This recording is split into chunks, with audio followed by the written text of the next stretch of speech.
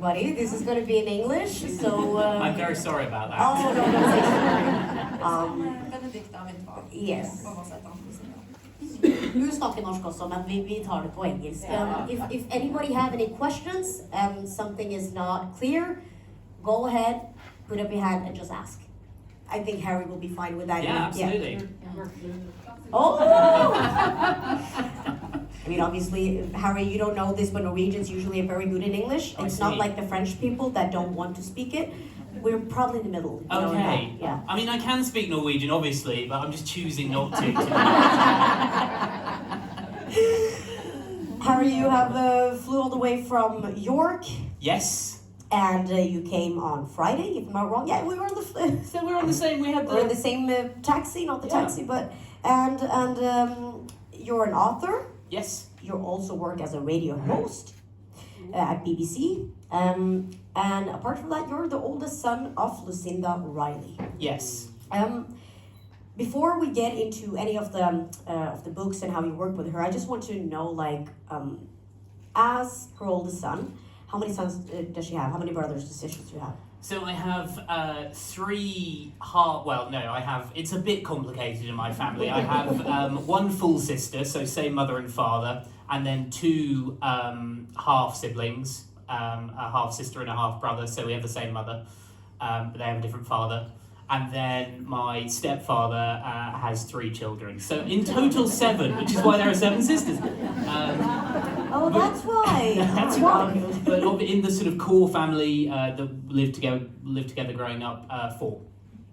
So 4 of us all together. Right. Where did you guys grow up? Did you grow up together, or was it you and Lucinda, or how was it? Well, there is a bit of an age gap between myself and my youngest brother of about 10 years. So at the very start of my life, it was just Lucinda and I in Ireland, where I spent the first 5 years of my life, living with Mum and my biological father, which is a weird phrase, isn't it? My biological father. I lived there for 5 years, and I even went to an all Gaelic speaking school, which is the Irish language. Do you speak Irish? No. Oh, okay. No. No. Mind you, no one else here speaks Irish, so if I just said, slightly complicated, you wouldn't know if I was making it up or not. That's very true.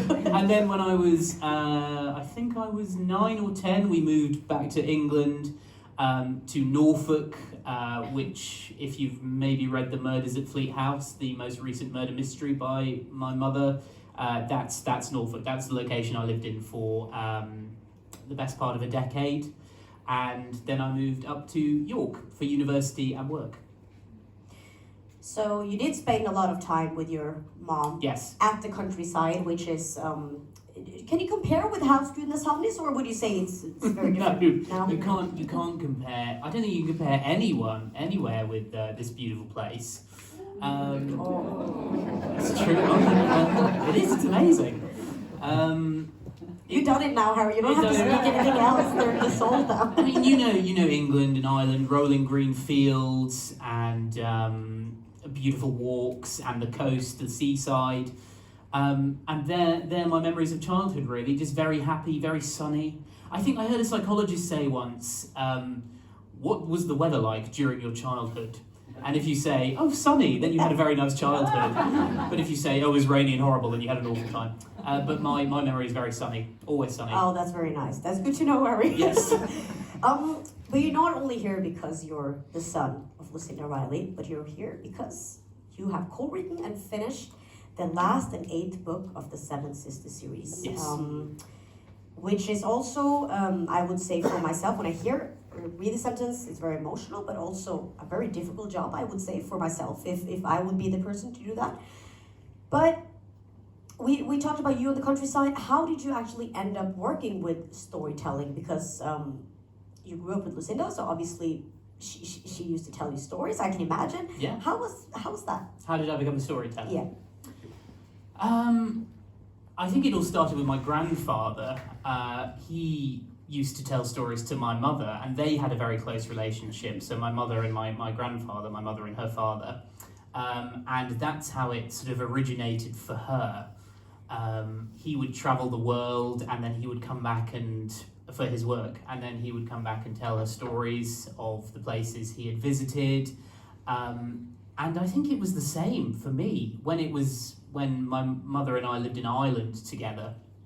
There was nothing to do, honestly, middle of nowhere, fields for years and years, and so she would tell me stories. I remember we used to go to our local beach most days, and she would make up a story about an elf that lived amongst the rocks at the beach, and that's my first memory of Mum telling me stories. And then I think as I was growing up, because my biological father, he was an author as well. Both of my parents were actors that became authors. So always a lot of pressure from particularly my mother, who said, "You will be a writer, Harry, you will be a writer, you will be a writer." And I said, no, I don't want to be a writer, which is why I ended up being a radio presenter, which, as you know, I think is storytelling from a different perspective.